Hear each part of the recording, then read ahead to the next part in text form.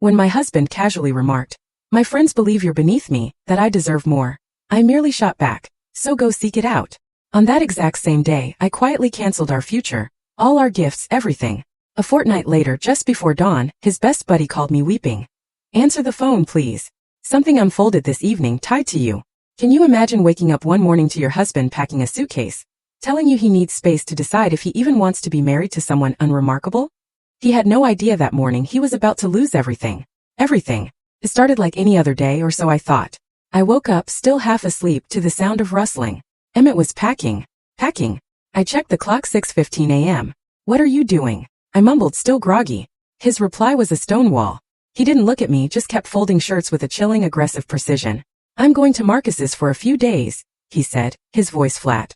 "I need space to think about our relationship, about whether this is really what I want." I sat bolt upright. "Whether what is what you want?" He gestured vaguely around our bedroom at me, at the 7 years of our marriage laid out in furniture and framed photos.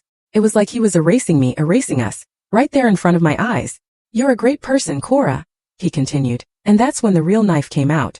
"But my friends have been asking questions about why I'm with someone who doesn't really have ambition. Someone who's just comfortable, not impressive." The word unimpressive landed like a physical slap. It hit me square in the chest. Sienna said something last night that really stuck with me. She said I was too remarkable to be with someone unremarkable. And I think she's right. He snapped the suitcase shut.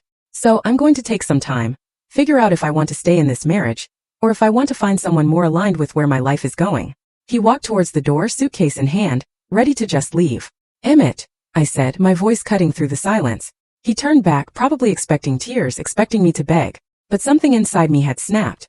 "Before you go," I continued, "I need to tell you something about my work, about what I've actually been doing for the last 3 years, while you thought I was just comfortable and unremarkable." He sighed, annoyed. "Cora, this really isn't the time. My company was just acquired for $21 million, I said, my voice calm, clear, almost detached. "My share is $12.7 million. I watched his face, every micro-expression as the words sank in. His brain was visibly scrambling, trying to reconcile this information with the narrative he'd spun, the narrative his friends had echoed. "So yes," I continued, "take your time at Marcus's place. Think about whether you want to find someone more impressive. And while you're doing that, I'll be planning something special for your birthday. Don't worry. You and all your friends are invited." His mouth opened, but nothing came out. Just a silent gasp. "Oh, and Emmett," I added, delivering the final blow.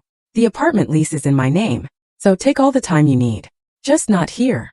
The silence that followed was the most satisfying sound I'd heard in 7 years. He stood frozen, suitcase handle gripped, white-knuckled, his mind visibly racing. 12.7 million. Company acquisition. 3 years. Trying to piece together the woman he thought he knew with the woman standing before him. "You're lying," he finally stammered, his voice flat, defensive. "You don't have a company. You do freelance consulting from the apartment." "I do crisis PR," I corrected, a cold calm settling over me. "Nightmares, executive scandals, the kind of disasters other firms won't touch." I reached for my phone, pulled up my email, and turned the screen towards him. "This is from Catalyst Ventures. The acquisition closed yesterday. Would you like to read the wire transfer confirmation?" He didn't move, didn't reach for the phone. He just stared at me like I'd suddenly started speaking a language he didn't understand. "My business partner's name is Maya Chan. We started the firm 3 years ago, right around the time you got that promotion you were so proud of. Remember when you came home talking about your new title, your raise, how you'd finally made it?" I set the phone back down. "I was happy for you. I made your favorite dinner. I listened to you talk about your success for 2 hours. I never mentioned that I just signed my first 7-figure client." "Why?" he choked out, his voice strangled. "Why wouldn't you tell me?" "I thought about that. Really thought about it. Because you were so proud of being the successful one," I finally said. "The breadwinner. The remarkable husband with the supportive wife. And I actually thought that letting you have that narrative was what a good wife did.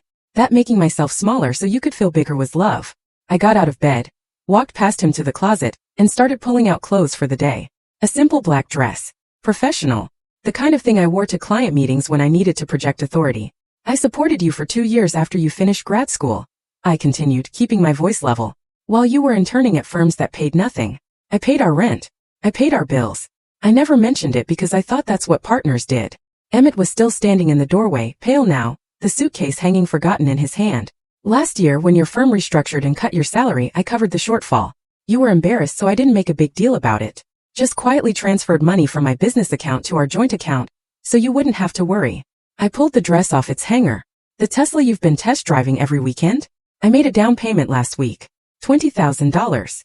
I paused, letting that sink in. Surprise, Cora. The apartment we live in? The lease is in my name. Has been since before we got married. You moved in with me, not the other way around. The furniture, the art on the walls, the car you drive. I bought all of it. Not because I was keeping score, but because I thought we were building a life together. I thought we were partners. His face had gone from pale to gray. I didn't know. No, you didn't, I said, the words sharper than I'd intended. Years of suppressed frustration, finally finding their edge. Because you never asked. In 7 years of marriage, you never once asked me what I was really working on. What I cared about. What I was building. You just assumed I was there to support your career, your dreams, your ambitions. The unremarkable wife with the remarkable husband. I walked past him into the bathroom, started brushing my teeth. Through the mirror, I could see him still standing there, processing, trying to find his footing in a conversation that had completely escaped his control. I met you 9 years ago, I said around the toothbrush. At that coffee shop in Portland. You were a grad student with big dreams about changing the world through architecture. You had this way of talking about buildings like they were living things, and I fell hard. I rinsed, set down the toothbrush. We got married at my parents' vineyard in Napa. Small ceremony, just family and close friends. I wore my grandmother's dress. You cried during your vows. You promised to see me, really see me, for the rest of our lives. The memories sat between us like something tangible, heavy. For the first few years I thought you did see me. I thought we were happy. I worked my freelance consulting jobs, contributed to bills, supported your career, made your favorite meals, went to your work events, smiled at your colleagues, listened to you talk about your projects for hours. I met his eyes in the mirror. I was very good at being the woman in the background, the steady presence that required no attention. I thought that's what you wanted, Emmett said quietly, his voice barely a whisper. You never said you wanted more. I shouldn't have had to say it. I turned to face him directly. You should have asked. In 7 years, you should have wondered at least once if there was more to me than what you could see on the surface. He sat down the suitcase finally, ran his hands through his hair, looking utterly defeated. I don't understand. You had all this success, this company, this money. Why did you hide it? Why did you let me think that I was remarkable? Because I thought you needed to be the successful one, I finished for him. I thought that's what you wanted. And maybe, I paused, surprised by the realization even as I said it out loud. Maybe I was testing you, seeing if you'd love me when you thought I was ordinary, when there was nothing impressive about me to reflect well on you. The test results were in. He'd failed spectacularly. You said Sienna told you I was unremarkable, I continued. When was that conversation? He looked uncomfortable. Last night at dinner. A bunch of us went out after work. Marcus, Devin, Harper, Sienna. We were talking about relationships, careers, life stuff. And Sienna, she didn't mean it in a bad way. She just said she thought I could probably do better. That I was too accomplished to be with someone who didn't have the same level of ambition. And you agreed with her. It wasn't a question, but he answered anyway. I thought she had a point. I nodded slowly. So this morning you woke up and decided to pack a bag to go to Marcus's place and think about whether you wanted to stay married to your unremarkable wife. Is that about right? When you say it like that. He trailed off. How should I say it, Emmett? I walked back into the bedroom, started making the bed. You were leaving me. Not with conversation or honesty or any attempt to work through whatever you were feeling. You were just packing a suitcase and walking out at 6 o'clock in the morning so you could avoid the mess of an actual breakup. He winced. I was going to call you later. Explain everything properly. How generous. I smoothed the comforter, fluffed the pillows. Well, you don't have to call now. You can explain everything properly right here. Tell me exactly what made you think I was unremarkable. I'm genuinely curious. Emmett shifted his weight, deeply uncomfortable. It's not that you're unremarkable. It's just you don't have ambitions. You work from home. You don't have a title or a career path or a 7-figure income. He stopped, his voice catching as he processed the implications of what I just revealed. Or a multi-million-dollar company, or clients in 6 countries, or acquisition offers from 2 Fortune 500 companies. I finished for him. I sat down on the edge of the bed. Which part of that sounds unambitious to you? I didn't know about any of that. Because you never asked. I repeated it, letting it sink in. 7 years, Emmett. You never asked. The morning light was starting to filter through the blinds, casting stripes across the bedroom floor. Somewhere outside I could hear traffic building, the city waking up. People starting their ordinary days with their ordinary problems. My problem was no longer ordinary. I want you to go to Marcus's place, I said finally. I want you to take your time thinking about whether I'm remarkable enough for you. And while you're doing that, I'm going to be doing something too. What? Planning your birthday party. I smiled, but it wasn't warm. You said your friends are all invited, right? Marcus, Devin, Harper, Sienna, the ones who think I'm so unremarkable. He nodded slowly, wary now. Good. Because I already have a reservation at Atelier Rousseau for your birthday. I made it 4 months ago. Michelin-starred restaurant, 3-month waitlist, the works. I was going to surprise you with a private dinner, just the two of us. But I think I'm going to modify the reservation. Make it a group event. Something memorable. Cora, what are you planning? He whispered, fear creeping into his voice. I pulled the black dress over my head, zipped it up. I'm planning to give you and your friends exactly what you want. The truth about who I really am. No more hiding. No more being unremarkable. I grabbed my laptop bag from the desk, my car keys from the dresser. The apartment lease is in my name, like I said. So take your suitcase and go to Marcus's place. Take a week. Take 2 weeks.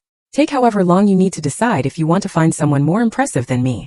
I walked to the bedroom door, then paused and looked back at him. But Emmett, don't miss your birthday dinner. I promise it's going to be unforgettable. I drove to Maya's apartment in the Mission District, arriving just after 7:30. She lived on the 3rd floor of a converted Victorian. The kind of place with original hardwood floors and bay windows that caught the morning light. I'd barely knocked when she opened the door, already dressed, coffee already made. Tell me everything, she said, pulling me inside. I collapsed onto her couch and did. The suitcase. The speech about being unremarkable. The way he'd looked at me when I told him about the acquisition. The invitation to his birthday dinner that was going to become something else entirely. Maya listened without interrupting. Her expression shifting from shock to anger to something that looked almost like vindication. When I finished, she poured us both coffee and sat down across from me. 3 years, she said quietly. 3 years you've been hiding what we built, because you were afraid of how he'd react. I wasn't afraid. Yes, you were, she countered, her gaze unwavering. You were terrified he'd feel diminished, that he'd be threatened, that he wouldn't be able to handle having a wife who was more successful than him. She sat down her cup. And guess what? You were right. The second his friends questioned whether you were remarkable enough, he started packing a suitcase. The words stung because they were true. Maya and I had met in college freshman year, randomly assigned as roommates in a dorm that smelled like old carpet and ambition. She was studying computer science. I was studying business management. We'd stayed up late talking about the companies we'd built someday, the impact we'd make, the way we'd change industries that desperately needed changing. After graduation, we'd gone separate ways for a few years. She'd worked at a tech startup in Austin. I'd done consulting for various firms in San Francisco. But we'd stayed close, talking every week, sharing ideas, watching each other's careers develop. Then 3 years ago, over drinks at a wine bar in North Beach, Maya had pitched me an idea. Crisis management for tech companies, she'd said. But not the corporate BS kind, the real kind. When a company has a data breach and millions of customer records get exposed. When an executive gets caught doing something awful and the board needs damage control. When everything is on fire and the traditional PR firms are too scared to touch it. I'd been intrigued immediately. Why us? I'd asked.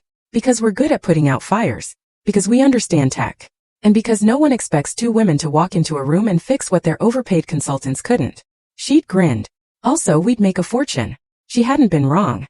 We'd started small. Maya handled the technical side, understanding the systems, the breaches, the vulnerabilities.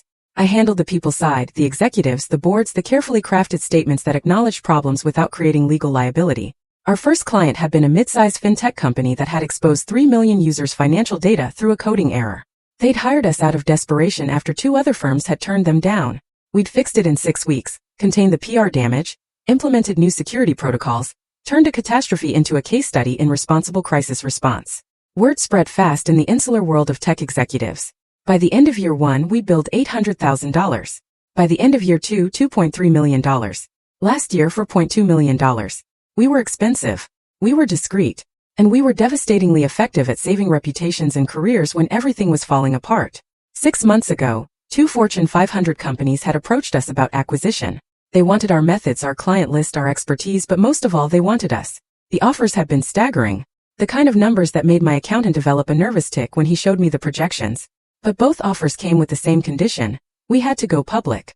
Our LLC structure had kept our names hidden, offering anonymity to clients who valued discretion above everything else. But if we wanted 8-figure payouts, we needed to become the public faces of what we built. I'd hesitated for months. I told Maya I needed more time, that I wasn't ready, that going public would complicate things at home. The truth was simpler and more pathetic. I was afraid of how Emmett would react. I should have told him years ago, I said now, staring into my coffee. When we first started making real money, when we landed our first 7-figure client. I should have just been honest. Why weren't you? Maya asked gently. I thought about that. Really thought about it. Because he was so proud of being the successful one. The breadwinner. Every time we went to a party or a work event, he'd introduce me as his wife who does some freelance consulting. And then he'd spend 20 minutes talking about his latest architectural project. And I'd stand there smiling, nodding, playing the supportive wife. I set down my cup. I told myself I was being kind, letting him have the spotlight, not making it a competition. But it wasn't kindness. It was enabling, Maya finished for me. I know that now. She pulled out her laptop, opened it on the coffee table between us. Hey, so here's where we are. Catalyst Ventures is ready to close the deal. $21 million for 60% of the company. Your share after splitting. $12.7 million. Mine the same. We stay on as executive partners. Full control of operations. 5-year commitment. The numbers still didn't feel real. The press release is drafted, Maya continued. Jordan McNulty is handling PR. He's coordinated with TechCrunch, Forbes, Entrepreneur Magazine, all the major business outlets. The story goes live the night of Emmett's birthday. Ashford and Sean Crisis Management acquired by Catalyst Ventures. 2 women built an 8-figure company while everyone was looking the other way. She glanced up at me. That's the angle Jordan wants to lead with. The invisible founders. The women who built something extraordinary while staying completely under the radar. It's a good story, Cora. People are going to eat it up. I thought about Emmett seeing that story. About Marcus and Devin and Sienna and Harper. All the friends who decided I wasn't remarkable enough. Scrolling through their feeds and seeing my face beside Maya's. Seeing the numbers. Seeing the truth they'd been too lazy or too dismissive to discover on their own. When's the board meeting? I asked. Friday. 3 days from now. The investors want to finalize terms, sign papers, make it official. Maya closed her laptop. Are you ready for this? Really ready. Because once we do this, there's no going back to invisible. We're the face of the company. Every success, every failure, every decision. It's public now. I'm ready, I said, and I meant it. That afternoon, I went home and pulled out every piece of documentation I'd been meticulously maintaining for the past 3 years. Partnership agreements with Maya, client contracts with NDAs and confidentiality clauses, bank statements showing wire transfers and quarterly earnings, tax returns that told a story Emmett had never bothered to read. I'd been supporting us financially for the last 18 months, ever since his architecture firm had gone through restructuring and cut his salary by 30%. He'd been embarrassed, angry at himself, worried about money. I'd quietly transferred funds from my business account to our joint account, covering the difference so seamlessly he'd never noticed. The apartment we lived in? My name was the only one on the lease. I'd bought it 5 years ago, before we were married, back when I was still freelancing and saving aggressively. Emmett had moved in after the wedding. We'd never bothered changing the paperwork. The furniture, the art on the walls, the expensive coffee maker he used every morning. I'd bought all of it. Not because I was keeping score, but because I'd had the money and he'd had student loans he was still paying down. The car he drove, the laptop he used for work, the tailored suits that photographed well at client meetings, all of it funded by the unremarkable wife, doing her freelance consulting from home. I made copies of everything, organized it chronologically, created a simple presentation with clean slides and undeniable numbers. Then I pulled up the folder I'd labeled Support 2 years ago, when Emmett had graduated and started looking for work. 2 years of rent payments while he interned at firms that paid nothing but promised experience. The $15,000 I'd loaned him for professional camera equipment, high-end gear for architectural photography that would make his portfolio stand out. He'd promised to pay me back when he got his first real paycheck. That was 4 years ago. We'd never discussed it again. The $8,000 website redesigned by a professional developer who'd made Emmett's online portfolio look slick and sophisticated. The $3,000 I'd spent on his membership to the American Institute of Architects. The countless dinners and client lunches I'd funded while he was networking and building connections. I never thought of it as keeping score. I thought of it as partnership. As investment in our shared future. As the invisible work that held relationships and households together. But looking at the numbers now, spread across my desk in neat columns of debits and credits, I realized I'd been subsidizing more than his career. I'd been subsidizing his ego. Funding the fiction that he was the successful one, the remarkable one, the generous husband who'd been kind enough to marry someone ordinary. My phone buzzed. A text from Emmett. Can we talk? I've been thinking about what you said. I stared at the message for a long moment. Then I typed back, not yet. Enjoy your time at Marcus's place. We'll talk at your birthday dinner. Another buzz, almost immediate. About that, maybe we should cancel the dinner. Keep this between us. I smiled at the screen. He was starting to understand that something was coming. Starting to feel the first tremors of the earthquake I was about to trigger. No, I typed back. Your friends were instrumental in helping you see how unremarkable I am. They deserve to be there when you find someone better. Dinner is still on. Saturday, 8 p.m. Atelier Russo. Don't be late. I silenced my phone and went back to my documentation. 3 days until the board meeting. 10 days until Emmett's birthday. 10 days until everyone who'd ever called me unremarkable learned exactly what they'd been too blind to see. I pulled up the reservation for Atelier Russo on my laptop, and clicked the modification button. Changed the party size from 2 to 12. Added a note requesting the semi-private dining room with presentation capabilities. Then I called the restaurant directly. This is Cora Ashford. I have a reservation for the 15th. I'd like to make some special arrangements. The maitre d' at Atelier Russo was a woman named Colette. French accent still thick despite 20 years in San Francisco. She listened to my requests with the practiced neutrality of someone who'd seen everything. The semi-private dining room? Yes, we have availability for your date. And you'd like presentation equipment? A screen and connection for my laptop. Nothing elaborate, just clean and professional. Of course. And the menu, the chef's tasting menu, all 12 guests, wine pairings. I paused. And Colette, I need absolute discretion. The guest of honor doesn't know about the modifications I'm making. Something flickered in her expression. Curiosity, maybe, or recognition of a story she'd heard variations of before. Naturally, Miss Ashford. We pride ourselves on discretion. I hung up and immediately my phone buzzed with a text from Emmett. His first of what would become many. This is crazy. Can we please just talk? I set the phone face down on my desk and went back to work. Over the next 3 days the messages came in waves. 19 texts, each one revealing exactly how little he understood about what had broken between us. Day 1 was anger. You're being completely irrational about this. I was just being honest. That's what we're supposed to do in a marriage. Day 2 shifted to confusion. I don't understand why you're shutting me out. Can we at least talk like adults? This silent treatment is childish. By day 3 he'd moved to conciliation. I didn't mean it the way it sounded. You know how I get when I'm stressed. Work has been intense and my friends were just trying to help me process. Can we please just sit down and talk this through? I responded to exactly 0 messages. In my crisis management work, I'd learned that silence was often more devastating than confrontation. When companies faced scandals, the worst thing they could do was engage in back and forth with critics. It gave the story oxygen, kept it alive, allowed the narrative to spiral in unpredictable directions. Better to go quiet. Let the other side fill the vacuum with their own fears and projections. Let them imagine the worst possible scenarios. I could feel Emmett starting to panic by day 5. Please just tell me what I can do to fix this. I know I messed up. I know I said something hurtful, but we've been together 7 years. That has to count for something. Please. Day 6. Marcus says I should give you space, but I can't just sit here not knowing what you're thinking. Are you planning to leave me? Are you talking to a lawyer? Please just tell me what's happening. The mention of a lawyer was interesting. He was starting to understand. This wasn't a fight. This was something else. Day 7. I drove by the apartment today. Your car was there, but you didn't answer when I knocked. I know you're home. I know you can hear me. This isn't fair, Cora. You can't just shut me out like this. Surely I could. The apartment was mine. The lease was in my name. He had no legal right to be there, and I'd already changed the locks. A precaution Helen Voss had recommended during our first meeting. I'd met Helen on day 4. In her glass-walled office on the 42nd floor of a building in the financial district. Maya had recommended her with 7 words. She protects women's assets. She's ruthless. Helen was in her 60s, silver haircut in a sharp bob, wearing a suit that probably cost more than most people's monthly rent. She had the kind of face that had seen every variation of human betrayal, and wasn't impressed by any of it anymore. I brought copies of everything. The apartment lease, bank statements, tax returns, the paper trail of financial support I'd provided throughout our marriage. Helen spread the documents across her massive desk and studied them with the focus of a surgeon examining x-rays. This is unusual, she said after several minutes of silence. Usually, I'm helping women prove their non-financial contributions. Childcare, household management, emotional labor. Trying to argue that those things have value, even if they don't show up in a bank account. She looked up at me. You're in the opposite position. You've been the breadwinner, and he doesn't even know it. He knows now, I said. I told him the morning he was leaving. How did he react? Shocked disbelief. He accused me of lying at first. Helen nodded, unsurprised. They usually do. Men like your husband build their identity around being providers.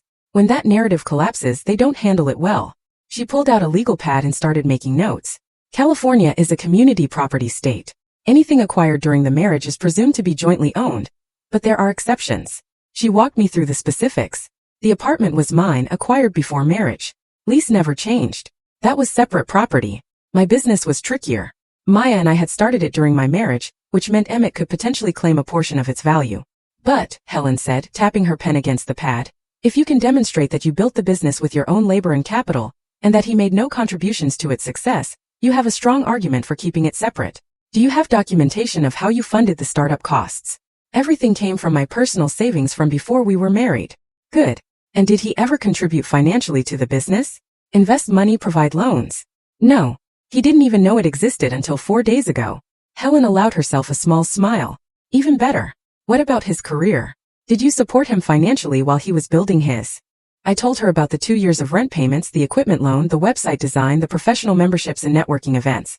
Document all of it, Helen said. Dates, amounts, any written communication about repayment. In California, when one spouse supports the other's education or career development, that can be considered a separate contribution that offsets community property claims. She drew up preliminary separation papers, advised me on asset protection, explained how to separate our bank accounts without triggering suspicion. Are you sure you want to do this? Helen asked as I was leaving. 7 years is a long time. People say things they don't mean when they're stressed or influenced by friends. Sometimes marriage counseling can. 7 years of being invisible is long enough, I said. Helen studied me for a moment, then nodded. All right, I'll have the papers ready by early next week. But Miss Ashford, once you file, there's no putting this back in the box. Make sure this is really what you want. I thought about Emmett's suitcase. About the casual cruelty of being called unremarkable. About 7 years of making myself smaller so he could feel bigger. It's what I want, I said. On day 8, I met with Jordan McNulty at a cafe in the Mission. He was already there when I arrived, sitting at a corner table with his laptop open and 2 coffees waiting. Jordan was in his early 40s, perpetually dressed like he'd just come from a meeting with important people, which he usually had. He'd built his career managing product launches for tech companies, the kind of careful narrative construction that turns software releases into cultural moments. You're finally doing it, he said when I sat down. Going public with what you've built. I explained the situation, the marriage ending, the acquisition closing in less than 2 weeks, the birthday dinner I was planning for Emmett and his friends. Jordan listened without interrupting, his expression shifting from surprise to something that looked almost like admiration. This is delicate, he said when I finished. We can't make it look like you're announcing the acquisition to humiliate your husband. It has to be about the business, about you and Maya stepping into your power. The personal stuff, the marriage, the birthday dinner, that stays personal. I'm not trying to humiliate him, I said. I'm just done hiding. I know, but the press won't see it that way if we're not careful. They'll make it about revenge, about a bitter wife getting back at her husband. That's not the story we want. He pulled up a draft press release on his laptop. Ashford and Sean Crisis Management acquired by Catalyst Ventures. 2 women built an 8-figure company while everyone was looking the other way. We lead with the business achievement, the innovation, the fact that you've been handling some of the biggest tech crises of the last 3 years and nobody knew your names. That's the story. When does it go live? I'm thinking Saturday night, 11 p.m. He glanced at me. That gives you your moment with Emmett and his friends. Then while they're all processing what you told them, the press release hits. By morning it's everywhere. Tech blogs, business news, LinkedIn. The story becomes about your success, not about your marriage. Can you coordinate with Forbes? TechCrunch already has. They're hungry for this story. Secret female founders who built something massive. That's catnip for business press right now. He closed his laptop. But Cora, I need you to understand something. Once you're visible, you can't go back to invisible. People will have opinions about you, about your business, about your marriage. They'll dissect your life on social media. Are you ready for that? I thought about the last 7 years. About introducing myself as Emmett's wife at parties and watching people's eyes glaze over with disinterest the moment they learned I just did some consulting. About being remarkable in secret because I was afraid of what visibility would cost. I'm ready, I said. On day 14, the morning of Emmett's birthday, I woke at 5 a.m. to an email from Maya with the subject line. We did it. Wire transfer confirmed. Guess we're rich. $12.7 million just hit your account. Check it. I'll wait. I pulled up my banking app with shaking hands. The number was there.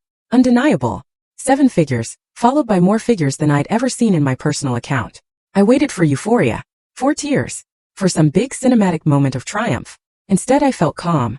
Like I'd been walking through fog for 7 years, and someone had finally turned on the sun. The money wasn't the point. The point was I'd built something real while everyone was looking the other way. I'd proven to myself, if no one else, that remarkable wasn't something someone else got to decide about you. I got out of bed and walked to my closet. Pulled out the midnight blue silk dress I'd bought last week specifically for tonight. Simple cut, expensive fabric, the kind that whispered instead of shouted. I showered. Did my makeup. Styled my hair. When I looked at myself in the mirror, I barely recognized the woman looking back. Not because I looked different, but because I felt different. So present. Done disappearing. My phone buzzed. Another text from Emmett. See you tonight. I smiled at the screen and typed back. 8 p.m. Don't be late. I arrived at Atelier Rousseau at 7:45, parking in the structure across the street. The evening air was cool, typical for San Francisco in late September, carrying that salt and fog smell from the bay. I walked the 2 blocks to the restaurant, my heels clicking against the pavement in a steady rhythm that felt like a countdown. The restaurant's exterior was understated, Just a brass plaque beside a dark wooden door. The kind of place that didn't need to announce itself because everyone who mattered already knew where it was. I'd walked past it a dozen times with Emmett over the years, watching him slow down each time, his eyes lingering on the couples disappearing through that door into whatever magic waited inside. Someday, he'd say, when I really make it, we'll go there. I'd made the reservation 4 months ago, back when I still thought we meant something. Colette was waiting inside, elegant in black, her French accent still thick despite what I knew was 20 years in San Francisco. She recognized me immediately. We'd spoken on the phone 3 times in the past week, finalizing details. Miss Ashford, she said, extending her hand. Everything is prepared exactly as you requested. Thank you, Colette. She led me past the main dining room, past tables of well-dressed couples speaking in low voices over wine that cost more per bottle than most people's weekly groceries. We went through a corridor lined with black and white photographs of Parisian food markets, then through a door into the semi-private dining room I'd reserved. It was perfect. The table was set for 12, champagne flutes catching the light from the Edison bulbs overhead. The menus were already placed. I'd pre-selected the chef's tasting menu, 7 courses, wine pairings with each. In the corner, discreet but visible, was the screen and projector I'd requested, already connected to the restaurant's Wi-Fi network. The presentation equipment is ready, Colette said. You'll be able to connect directly from your laptop. And I've briefed the sommelier. Champagne will be poured when you give the signal. I pulled out my laptop, tested the connection. The first slide appeared on the screen. A simple title slide with my company logo. I advanced through the presentation quickly, making sure everything was in order. The acquisition announcement, the financial documentation, the timeline of support. All of it clean, professional, undeniable. Perfect, I said, disconnecting. I'll reconnect when I'm ready. Will you be joining the party immediately, or would you prefer to wait at the bar? The bar, I said. I want to watch them arrive. Colette led me back to the main room and settled me at the far end of the bar, positioned so I could see the entrance and the corridor leading to the private dining room. She placed a glass of sparkling water in front of me without asking.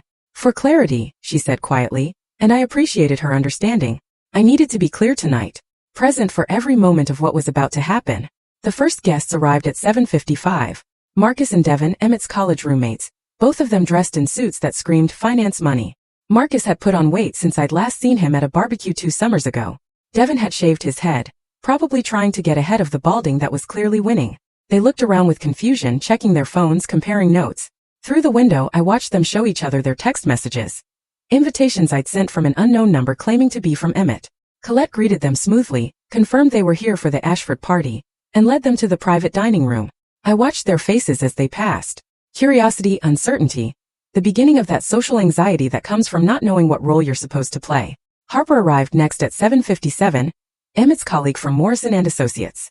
I'd met her exactly 3 times in 7 years, twice at company holiday parties, and once at a dinner celebrating Emmett's promotion. She was the kind of woman who dressed like she was perpetually on her way to an important meeting. Sharp blazer, crisp blouse, heels that added 3 inches but somehow still looked practical. She greeted Marcus and Devin with the kind of professional warmth that didn't quite reach genuine friendship, and I realized she probably didn't know them well either. We were all supporting players in Emmett's life, kept carefully separated so we never compared notes. At 8 o'clock exactly, Sienna walked in. I'd never met her in person, but I recognized her from the photos Emmett had shown me. Tall, blonde, the kind of pretty that looked expensive to maintain. She was wearing a dress that probably cost what most people spent on rent. Emerald green, fitted, the kind that demanded attention in any room. This was the woman who told Emmett I was unremarkable. The friend whose opinion had mattered more than 7 years of marriage. I watched her greet the others with easy confidence. Watched her laugh at something Marcus said. Watched her settle into the room like she belonged there. Like this was her party, her celebration, her stage. Not for long. Colette offered champagne. Sienna accepted. The others followed suit. They clustered in the private dining room, visible through the glass partition. Their body language shifting from confusion to that forced social energy people adopt when they're not sure what's happening but don't want to seem uncool. I checked my phone. He texted. Emmett was late. Then the door opened and there he was. He stood in the entrance for a moment, scanning the restaurant, and I watched the confusion bloom across his face when he spotted his friends through the glass. He pulled out his phone, checked it like he might have missed a message explaining what was happening. He was wearing the charcoal suit I'd bought him 18 months ago when he'd made senior design lead. The one I'd had tailored specifically to his measurements at a shop in North Beach that charged $200 just for the alterations. The Italian leather shoes I'd given him last Christmas, the ones he'd worn to every important meeting since then. He looked successful, polished, like a man who had his life figured out. I knew exactly how much of that image I'd funded. His eyes swept the room, searching, and finally landed on me at the bar. I watched him process it. His wife, alone watching him, something unreadable in her expression. He started walking toward me, his face cycling through emotions. Confusion gave way to hope. Hope tinged with uncertainty. Uncertainty bleeding into the beginning of fear, as he registered something in my posture that told him this wasn't going to be the reconciliation he'd convinced himself was coming. "Cora," he said when he reached me. "What's going on? Why are Marcus and Devin here and Sienna?" "I thought. It's your birthday dinner," I said calmly. "I invited the people whose opinions matter most to you. But I thought we said we should talk. I thought it would be just us." "We will talk," I said, standing up, smoothing my dress. "In front of your friends. The ones who helped you see how unremarkable I am." I started walking toward the private dining room. Behind me, I heard Emmett following, his footsteps hesitant, his breathing slightly elevated. He was starting to understand that something was wrong, that the script he'd written in his head wasn't the one I was about to perform. Colette opened the door to the private dining room. The conversation inside stopped as everyone turned to look at us. I watched Sienna's expression shift from curiosity to something more guarded. Watched Marcus and Devin exchange a glance. Watched Harper set down her champagne glass with careful precision. "Thank you all for coming," I said, stepping into the room with the authority I usually reserved for boardrooms full of panicking executives. "Please everyone sit. I wanted to celebrate Emmett's birthday with the people who matter most to him." Emmett entered behind me, still confused, looking between his friends and me like he was trying to solve a puzzle with pieces that didn't fit. "Cora, what is this?" His voice carried an edge of desperation. "It's exactly what I said. Your birthday dinner." I moved to the head of the table, positioning myself so everyone could see me clearly. 2 weeks ago, you told me your friends think I'm not remarkable enough for you, that you could do better. I thought your friends should be here when you find out exactly how remarkable I've been." I saw the moment it registered, the way his face went pale, the way his hands clenched at his sides. Sienna shifted uncomfortably in her seat. Marcus wouldn't meet my eyes. Devin suddenly became very interested in the menu in front of him. Only Harper looked directly at me, her expression unreadable, like she was watching a play and wasn't sure yet whether it was tragedy or comedy. "Everyone here has champagne except you and me," I said, looking at Emmett. "Should we get glasses? We have so much to celebrate." Colette appeared silently at the door. 2 champagne flutes on a tray. She set them down at the remaining 2 seats. One at the head of the table where I stood, one beside it where Emmett was still frozen. "Please," I gestured to his chair. "Sit. This is your party after all." He sat slowly, like a man walking into a trap he could see but couldn't avoid. The room was completely silent except for the soft sound of champagne being poured, bubbles rising in crystal. The anticipation was thick enough to taste. I picked up my glass and smiled at the table full of people who decided I wasn't worth noticing. "Shall we begin?" The sommelier moved around the table with practiced efficiency, filling 12 champagne flutes with golden liquid that caught the light like promises about to be broken. I stood at the head of the table, perfectly still, watching bubbles rise in crystal, while Emmett remained frozen halfway between standing and sitting, his confusion hardening into something closer to dread. When the last glass was filled and the sommelier had retreated through the door with a discreet nod, I let the silence stretch. Let it become uncomfortable. Let everyone in that room marinate in their uncertainty for exactly 15 seconds before I spoke. 2 weeks ago, I began, my voice level and clear. Emmett came home and told me that his friends think I'm not remarkable enough for him, that he could do better. The words landed like grenades. Sienna's face drained of color so fast I thought she might faint. Marcus suddenly developed an intense interest in the napkin folded on his plate. Devin's jaw tightened. Harper, the only person in the room who looked genuinely surprised rather than guilty, turned to stare at Emmett with an expression I couldn't quite read. "And you know what?" I continued, keeping my tone conversational, almost light. He was absolutely right. I'm not remarkable enough.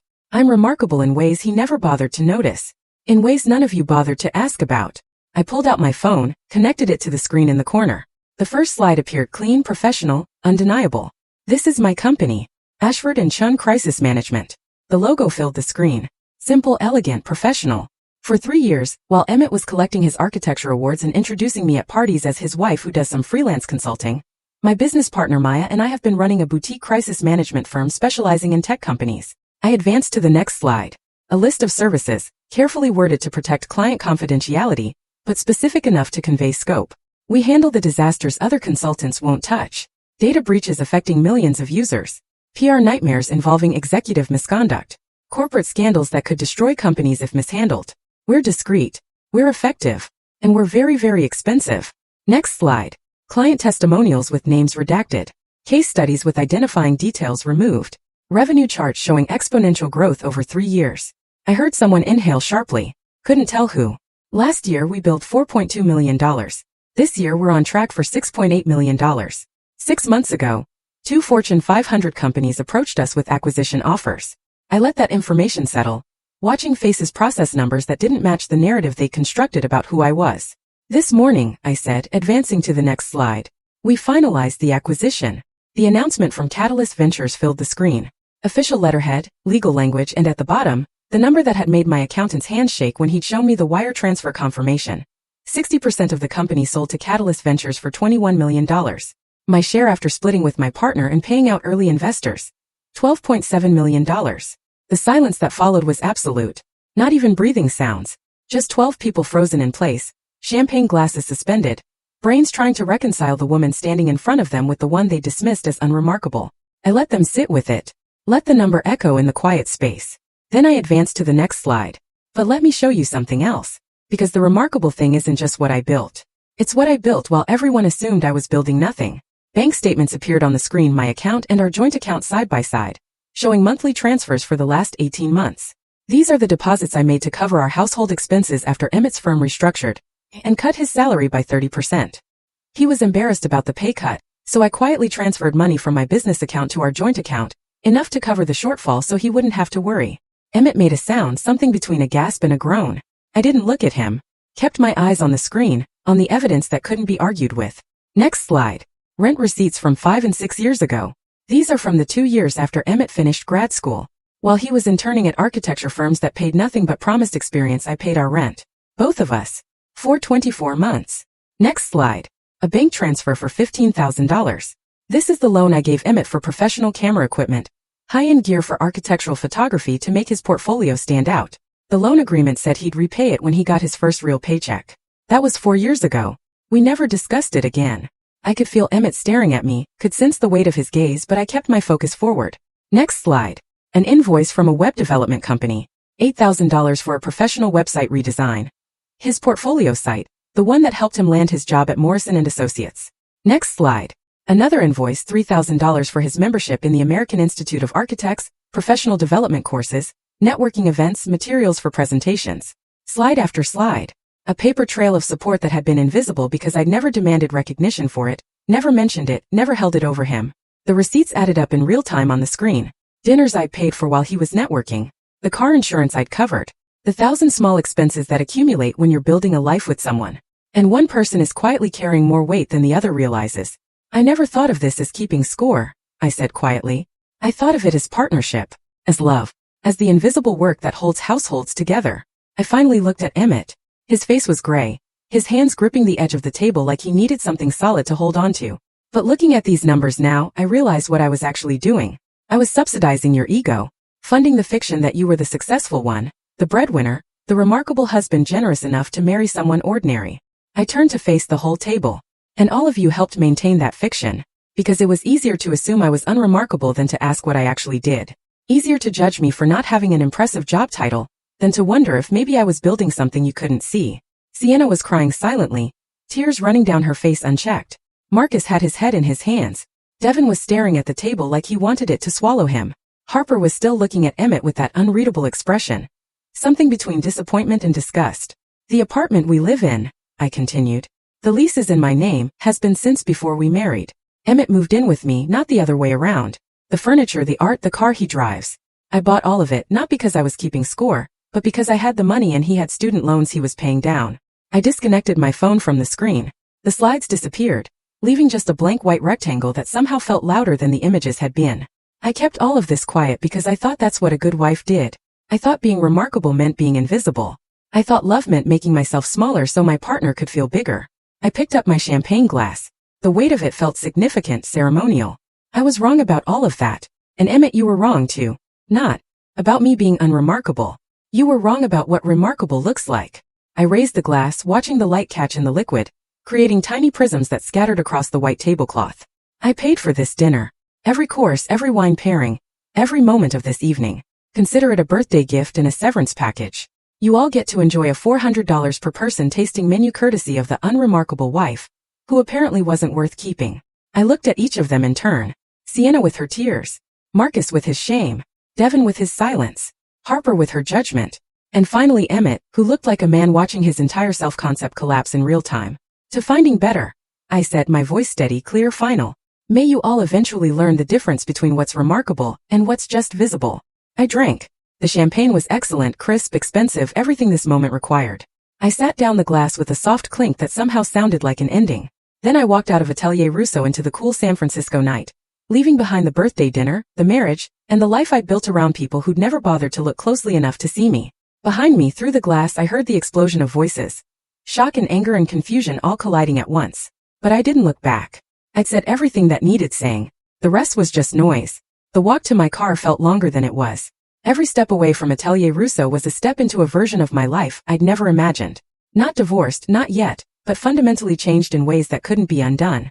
I drove home on autopilot, barely registering the traffic lights or the streets I'd driven down 1,000 times. My hands were steady on the wheel. My breathing was even. I felt calm in a way that should have been unsettling but somehow wasn't. The apartment was dark when I let myself in. I didn't turn on the lights. Just walked to the windows overlooking the city and stood there watching San Francisco prepare for sleep. Lights dimming in office buildings. Last calls wrapping up in bars. The pulse of the city slowing to its nighttime rhythm. My phone was on silent but I could see it lighting up on the counter. Text after text. I didn't read them. Instead, I sat down on the couch in the darkness and waited for what I wasn't entirely sure. Grief maybe. Regret. The emotional aftermath of detonating 7 years of marriage in front of an audience. But none of that came. Just that same clear, calm certainty that I'd done exactly what needed to be done. I must have dozed off at some point because I was startled awake by my phone ringing at 4:17 a.m. The screen showed an unknown number. San Francisco area code. I stared at it for 3 rings, debating whether to answer, before curiosity won out. Hello. Please. A woman's voice racked with crying. Please, Cora. Something happened tonight and it's about you. I sat up straighter, trying to place the voice through the tears and gasping breaths. Please answer. Please. I need to talk to you. I did answer, I said. Who is this? It's Sienna. From the dinner. I'm so sorry. I'm so sorry. Sienna. The friend who told Emmett I was boring, who'd started the conversation that led to him packing a suitcase and announcing he could do better. I stood up, walked to the kitchen, poured myself a glass of water, letting her cry while I drank it. Sienna, I said finally, my voice calm and clinical, the tone I use with clients in crisis. It's 4 o'clock in the morning. What happened? After you left, she managed between sobs. Everything fell apart. Emmett tried to explain it away. Tried to say you were exaggerating, that the company wasn't really yours, that you were just trying to make him look bad. I leaned against the counter, phone pressed to my ear, waiting. But Harper pulled out her phone. She found the press release. It went live at 11 o'clock. It's everywhere. Cora. TechCrunch, Forbes, LinkedIn. Crisis management firm Ashford & Chen acquired for 8 figures. Your picture is right there with your partners. The whole story about building the company in secret. I pulled up my own phone with my free hand, scrolled through notifications I'd been ignoring. She was right. Jordan's press release had exploded across the tech news ecosystem. My face and Maya's were on the homepage of TechCrunch. Forbes had already posted an article with the headline, The Invisible CEOs. How 2 women built an 8-figure company while no one was watching. We all just stared at him, Sienna continued, her voice breaking. We sat there in that restaurant with your champagne and your expensive dinner, and we stared at the man who told us his wife was unremarkable, while the entire internet learned the truth. And what did Emmett do? I asked.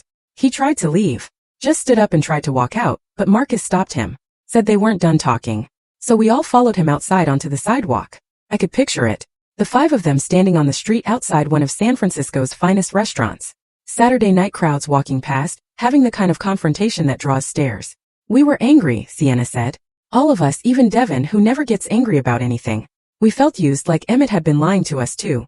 Making you look small so he could look big. What did you say to him? Marcus asked why you would hide success like that from your own husband unless you didn't trust him. Devin asked if Emmett had ever actually asked about your work, or just assumed he knew everything worth knowing about you. She paused, struggling to control her breathing. And Emmett couldn't answer. He just stood there with his mouth opening and closing, and he couldn't answer. I heard muffled sounds in the background. Sienna blowing her nose, trying to pull herself together. Harper was the worst, she continued. She just looked at him with this expression of complete disgust and said, You've been living off your wife's money while telling us she was nobody. And that's when Emmett broke down. Broke down how? Crying. Right there on the sidewalk. Started saying he didn't know. That you'd hidden it from him.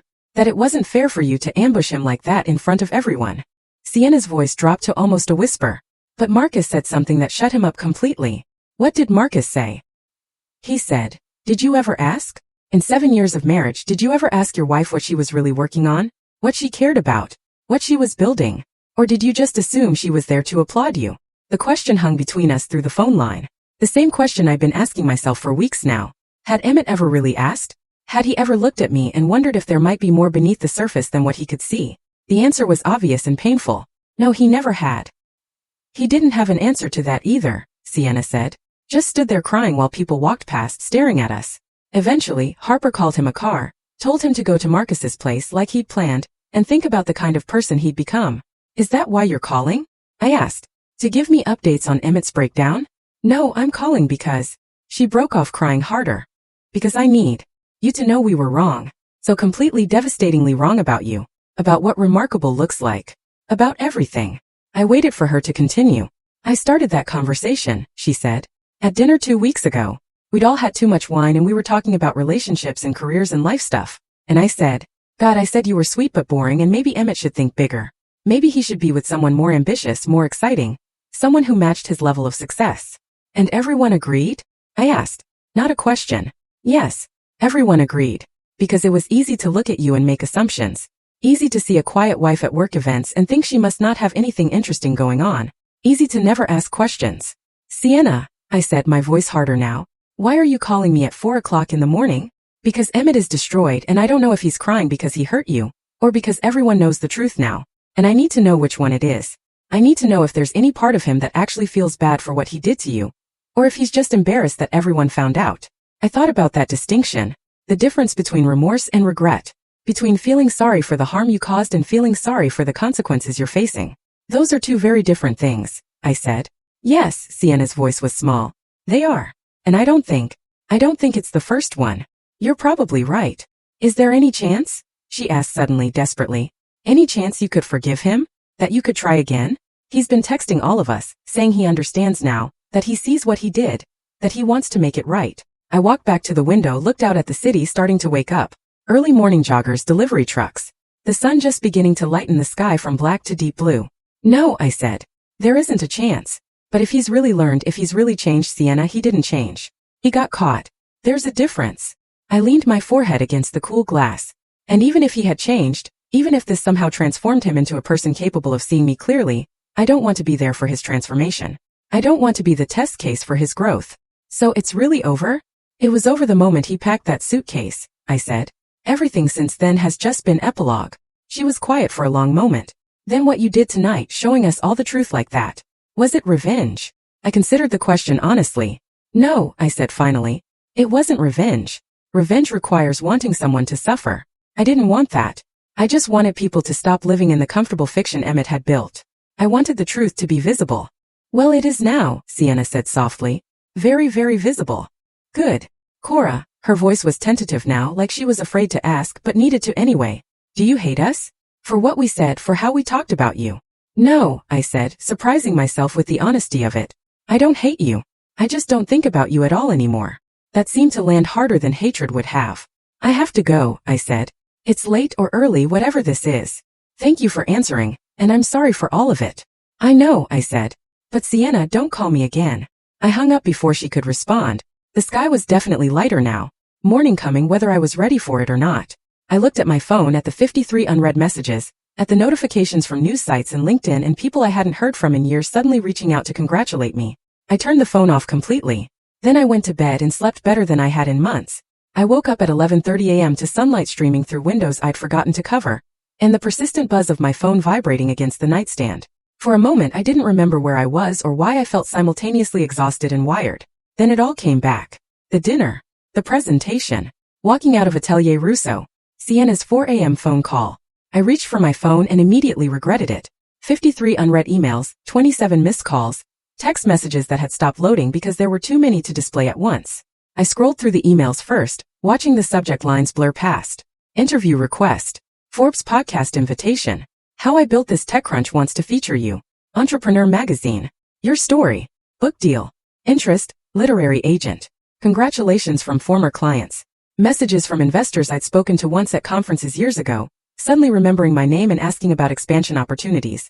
3 separate podcast producers wanting me to tell the story of building a company in secret. And the headlines. Oh God, the headlines. I opened Safari and typed my name. The results filled the screen. Secret CEO's marriage ends after husband calls her unremarkable. The woman who built an 8-figure company while her husband thought she was nobody. From invisible to unstoppable. One woman's revenge on being underestimated. Tech executive exposes husband's belittling at his own birthday party. Some articles were sympathetic, framing me as a woman who'd finally stood up for herself. Others were critical, using words like calculating and vindictive, and public humiliation. One opinion piece questioned whether someone who would weaponize a birthday dinner had the emotional stability to run a crisis management firm. Everyone had an opinion. Everyone had a take. My life had become a story people told to prove whatever point they wanted to make about marriage, success, gender dynamics, or revenge. I set the phone down and went to make coffee. The apartment felt different in daylight, empty or somehow, even though nothing had physically changed. It was still my furniture, my art on the walls, my coffee maker on the counter. But it felt less like home and more like a stage set waiting for the next scene. I was halfway through my first cup when someone knocked on the door. I looked through the peephole and saw Maya holding a paper bag and 2 to-go cups of coffee. "I brought reinforcements," she said when I opened the door. "Bagels from that place in the Mission you like, and better coffee than whatever you're drinking." She walked in without waiting for an invitation, set everything on the kitchen counter and pulled me into a hug that lasted longer than either of us typically tolerated. "You did it," she said when she finally let go. "You actually did it." "Did what?" "Destroyed my marriage in front of an audience." "Stopped hiding." She opened the bag, pulled out bagels and cream cheese. "Stopped making yourself small. Stopped letting him take credit for the life you built." We settled on the couch with food and better coffee, and Maya filled me in on her morning. "I've given 3 interviews already. Forbes, TechCrunch, and NPR's Marketplace. Turned down 5 others because I figured we should coordinate our messaging." She took a bite of her bagel. "Jordan's been handling most of the press requests, but they specifically want both of us. The story of 2 women building something this big and secret. It's catnip for business media right now." "How bad is it?" I asked. "The personal stuff?" Maya pulled out her phone, scrolled through something. "It's everywhere. The dinner, the presentation, the acquisition announcement. Someone at the restaurant must have talked because there are details about what you said, what you showed on the screen. Twitter's having a field day. Half the people are calling you a hero. The other half think you're a villain." She handed me her phone. I scrolled through the tweets. "This is what we mean when we say women's work is invisible." She was literally funding his entire life and he called her unremarkable. Imagine being so fragile you can't handle your wife being successful. Men are embarrassing. Then, she humiliated him at his birthday dinner in front of all his friends. That's not empowerment. That's cruelty. Play stupid games, win stupid prizes. He called her unremarkable. She showed receipts. Fair trade. I handed the phone back. "I don't know if I can read any more of that." "You shouldn't," Maya said. "None of it matters. What matters is we have a company to run, and suddenly everyone knows who we are." She sat down her bagel. "Do you regret it? The way you did it, going public at the dinner instead of just filing for divorce quietly?" I thought about that. Really thought about it. "No," I said finally. "I don't regret telling the truth. I regret that it took him calling me unremarkable for me to realize I'd been making myself invisible. That I'd spent 7 years shrinking so he could expand." Maya nodded slowly. "You know this changes everything, right? We can't go back to being anonymous. We're the face of Ashford and Chun now. People are going to have opinions about us. About how we dress, what we say, who we date, what we believe. We're public figures now, whether we want it to be or not." "I know. Are you ready for that?" I looked at my phone, at the 53 emails and 27 missed calls and the hundreds of social media notifications I hadn't even begun to process. "I guess I have to be." Maya stayed for another hour helping me draft responses to the most important interview requests, coordinating with Jordan on messaging strategy, making a list of decisions that needed to be made about the company's public presence now that we were no longer invisible. When she left, I finally opened my personal email and found what I'd been avoiding. 12 messages from Emmett, sent throughout the night and early morning. I read them in chronological order, watching the progression like a time-lapse of someone's self-concept collapsing. 11:47 p.m. "What the hell was that? You humiliated me in front of everyone I know. How could you do this?" 12:23 a.m. "You planned this. You set me up, made me look like a fool on purpose." 12:58 a.m. "I know I said something hurtful, but you didn't have to destroy me publicly. That was cruel." 1:34 a.m. "Everyone's texting me. The press release is everywhere. Why didn't you tell me? Why did you hide it?" 2:15 a.m. "I don't understand. You never told me you had a company. You never said you were successful. How was I supposed to know?" 2:47 a.m. "I didn't know you were supporting us financially. You never mentioned the rent payments or the loans. Why didn't you tell me?" 3 a.m. "Marcus asked if I ever asked about your work. If I ever wondered what you were building. And I couldn't answer him." 3:33 a.m. "I see it now. I see what I did. How I never asked. How I never looked. How I made you small because I needed to feel big. I don't know if you'll ever read this, but I'm sorry. Not for getting caught. For what I did to you every day for 7 years. The last message was different from the others. Less defensive, more raw, like he'd finally stopped trying to manage the situation and started actually thinking about what he'd done. I read it twice, looking for manipulation, for the careful word choice of someone trying to produce a specific response. I found only exhaustion and something that might have been genuine understanding. I deleted all 12 messages anyway. My phone rang. Helen Voss, my lawyer. Good afternoon, she said when I answered, her voice carrying a warning note I recognized from our first meeting. I hope you've been resting after your eventful evening. Barely. What's wrong? Emmett retained counsel this morning. Richard Castellano, family law. He's expensive and aggressive, and he called me an hour ago asking about our intentions regarding separation. My stomach dropped. Already? He moves fast. That's part of why he's expensive. I heard papers rustling on her end. I told him you're prepared to file for dissolution, that you're seeking no community property claims given that the apartment and business assets are clearly separate property. But Cora, you need to prepare yourself for what's coming. What's coming? Richard is going to argue that Emmett deserves compensation for supporting your career during the early years of your marriage. He's going to paint a picture of a devoted husband, who sacrificed his own advancement to support his wife's ambitions, who's now being discarded the moment she achieved success. I almost laughed. He supported my career? I paid our rent for 2 years while he was unemployed. I know, and we have documentation proving that. But Richard is very good at crafting narratives that judges find compelling. He'll argue that emotional support, networking assistance, household management, all of it constitutes a contribution to your success. I walked to the window, looked out at the city below. Ordinary Sunday afternoon. People living their ordinary lives. No idea that mine was becoming something unrecognizable. What do I need to do? Nothing yet. Just be aware that this isn't going to be quick or quiet. Richard will fight for a settlement. He'll probably leak things to the press to pressure you. He'll make this as public and painful as possible if he thinks it'll get you to pay out. Let him try, I said. I have 7 years of documentation, bank statements, loan agreements, receipts for every dollar I spent supporting Emmett's career while he was telling people I was unremarkable. If Richard wants to make this public, we'll make it very public. Helen was quiet for a moment. That's a dangerous game, Cora. Divorce proceedings that play out in the media rarely end well for anyone. Neither does staying invisible, I said. After we hung up, I sat on the couch with my cold coffee and thought about what came next. Legal battles. Media scrutiny. Every detail of my marriage and my business dissected by strangers with opinions. My phone buzzed. A text from Jordan. CNN wants you for an interview tomorrow. Morning segment. Are you ready for television? I looked at my reflection in the darkened TV screen across the room. Messy hair, no makeup, wearing yesterday's clothes that I'd fallen asleep in. I didn't look ready for television. Didn't look ready for any of this. But ready or not, I was already in it. Yes, I typed back. Send me the details. Because if I was going to be visible, I might as well be impossible to miss. The CNN interview aired on a Tuesday morning. I watched it from the green room of a podcast studio in Oakland where I was scheduled to record next. My phone muted, coffee going cold in my hand.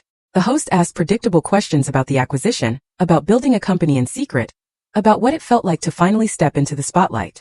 I'd given careful answers, the ones Jordan and I had rehearsed. Professional, measured, focused on the business rather than the personal drama everyone actually wanted to hear about. But then she'd asked the question I hadn't prepared for. Do you think your husband ever loved you? I paused on screen, and I watched myself now in that pause, seeing something flicker across my face that I couldn't quite name. I think he loved the version of me that fit into his story, I'd said finally. The question is whether that counts as love at all. The clip went viral within hours. By afternoon it had been turned into memes, quoted in think pieces, debated on Twitter by people who'd never met either of us but had strong opinions about what love should look like. That was 8 weeks ago. Now it was early December, and I was standing in the new offices Maya and I had leased in the financial district 43rd floor, looking out at the bay through floor-to-ceiling windows that made the whole city look like something we owned. The space was everything we dreamed about during those late nights 3 years ago when we were still building in secret. Exposed brick walls, open floor plan with standing desks and collaborative spaces, a conference room with a view so stunning that clients sometimes lost their train of thought mid-sentence, distracted by the bridge and the water, and the sense that they were making decisions at the top of the world. We had 40 employees now. Actual staff with business cards and email signatures and 401k plans. Clients in 6 countries. Revenue projections that made the $21 million acquisition price look quaint. Maya found me at the window, 2 coffees in hand. She passed me one without speaking, and we stood there together, watching the city move below us. Forbes article is live, she said finally. I pulled out my phone. There it was. The invisible powerhouses. How Cora Ashford built an 8-figure company, while her husband thought she was unremarkable. The headline made me wince. I'd asked them to focus on the business, on the work Maya and I had done, on the innovative approach we take to crisis management. But editors loved a personal angle, and my personal angle had become the story everyone wanted to tell. It's good, Maya said. Really good. They focused on the company, on our client success stories, on the methodology we developed. The personal stuff is just context. I scrolled through the article. She was right. It was well written, fair, comprehensive. But the pull quotes they'd chosen were all about marriage and invisibility, and what happens when someone finally refuses to stay small. The comments are brutal, I said, scrolling further. Don't read the comments, Maya said. Never read the comments. But I couldn't help myself. The opinions ranged from supportive to savage. Everyone projecting their own experiences and grievances onto my story. She's a hero for exposing him. She's vindictive for humiliating him publicly. This is what feminism looks like. This is what narcissism looks like. I locked my phone and put it in my pocket. How are you doing? Maya asked. Really doing? I don't know, I said honestly. Some days I feel clear and strong and certain I did the right thing. Other days I wonder if I could have handled it differently. Been less public. Less dramatic. You weren't dramatic. You were honest. There's a difference. Tell that to the internet. Maya turned to face me fully. Cora, you spent 7 years making yourself invisible so your husband could feel impressive. You built a multi-million-dollar company while he was telling people you did some freelance work. When you finally told the truth about who you were and what you built, people called it revenge. But it wasn't revenge. It was just refusing to participate in his fiction anymore. I knew she was right. Knew it intellectually. But knowing something and feeling it are different things. My phone buzzed. An email from an address I didn't recognize but a name I did. Emmett. I stared at it for a long moment before opening it. Cora, I've had time to think. To really think about what I did, what I said, who I was. You asked me once what I thought about you, really thought, and I said my friends might have a point about you not being impressive enough. I've realized now that the only unimpressive thing in our marriage was my inability to see what was right in front of me. You were building an empire while I was building my ego. You were creating something meaningful while I was creating an image. I don't expect forgiveness. I don't deserve it. I just wanted you to know that I see you now. Really see you. And you're the most remarkable person I've ever known. I'm sorry it took losing you to figure that out. I read it twice, searching for traces of the feeling I'd had 9 years ago when I met him in that coffee shop in Portland. The excitement, the hope, the belief that we were building something real together. Found nothing but a quiet recognition that some lessons come too late. I deleted the email and put my phone away. He reached out again? Maya asked. Last time. I'm blocking the address. Good. We stood at the window for a few more minutes watching the city, before Maya had to leave for a client meeting. I stayed behind looking out at the bay, at the bridges connecting San Francisco to the rest of the world, at the boats cutting white lines through gray water. A month later I gave my first keynote speech. The tech conference in Austin had 2,000 people in attendance, most of them younger than me, hungrier than me, trying to build the kinds of companies Maya and I had already sold. I stood backstage in the wings, listening to my introduction, feeling the particular terror that comes from knowing you're about to walk onto a stage under lights bright enough to blind you. Please welcome Cora Ashford, CEO of Ashford & Chan Crisis Management. The applause started and I walked out into the light. I talked for 30 minutes about invisibility as a strategy, about building in the shadows until what you've created becomes undeniable. I talked about the cost of making myself small, about the years I'd spent diminishing my own accomplishments because I thought that's what partnership required. And I talked about the moment I decided to stop. Not because I wanted revenge, though that's how everyone framed it, but because I finally understood that remarkable wasn't something someone else got to decide about you. The applause when I finished was thunderous. People stood. Some were crying. Afterward, in the green room, a young woman approached me. She couldn't have been more than 25, eyes bright with that particular hunger that comes from wanting to prove yourself worthy of the space you occupy. My boyfriend told me I should focus on supporting his startup instead of building my own, she said. He said 2 entrepreneurs in a relationship would be too competitive, that someone needed to be the support system. What did you say? I asked. Nothing yet. But after hearing your talk, I'm going home and breaking up with him. I smiled. Good. Is that what you would do? In my position, I thought about that. About 7 years of supporting Emmett's career while quietly building my own. About the price of invisibility and the cost of visibility. About the woman I'd been and the woman I'd become. I'd ask yourself one question, I said. Does he make you feel bigger or smaller? Does being with him expand your sense of what's possible, or contract it? If the answer is contract, you already know what to do. She nodded, thanked me, and walked away with the kind of determined stride that suggested she'd already made her decision. On a Friday evening in mid-December, 3 months after the dinner that changed everything, I stood in my apartment, paid for with money I'd earned, filled with furniture I'd chosen, and looked out at San Francisco glittering in the winter dusk. My phone buzzed. Maya, asking if I wanted to grab dinner at that new place in the mission. I typed back, see you in 30. I thought about Emmett sometimes. Wondered if he'd learned the lesson, or just learned to hide his assumptions better with the next person. Wondered if he told his version of our story at dinner parties, casting himself as the victim of a vindictive woman who'd hidden her success to make him look bad. I thought about Sienna and Marcus and Devin and Harper, whether they changed how they measured people or just gotten more careful about saying their judgments out loud. But mostly I thought about the woman I'd been. The one who made herself small, who built empires in secret, who believed love meant disappearing until there was nothing left of yourself but the reflection in someone else's eyes. And I thought about the woman I'd become. Visible. Valued. Finally taking up the space I'd earned. Emmett had called me unremarkable, and in doing so, he'd given me permission to stop performing. Stop shrinking. Stop asking for permission to be exactly as extraordinary as I'd always been. I grabbed my coat and keys, locked the door behind me, and headed out into the December evening. The city was alive with lights and movement and possibility, and I was finally undeniably, unforgettably visible. That quiet revolution from invisible to unforgettable turned out to be the most remarkable thing of all. If this story of reclaiming your power had you hooked from start to finish, hit that like button right now. My favorite part was when Cora revealed those bank statements at the birthday dinner, showing who really funded everything. What was your favorite moment? Drop it in the comments below. And don't miss more empowering stories like this. Subscribe for more.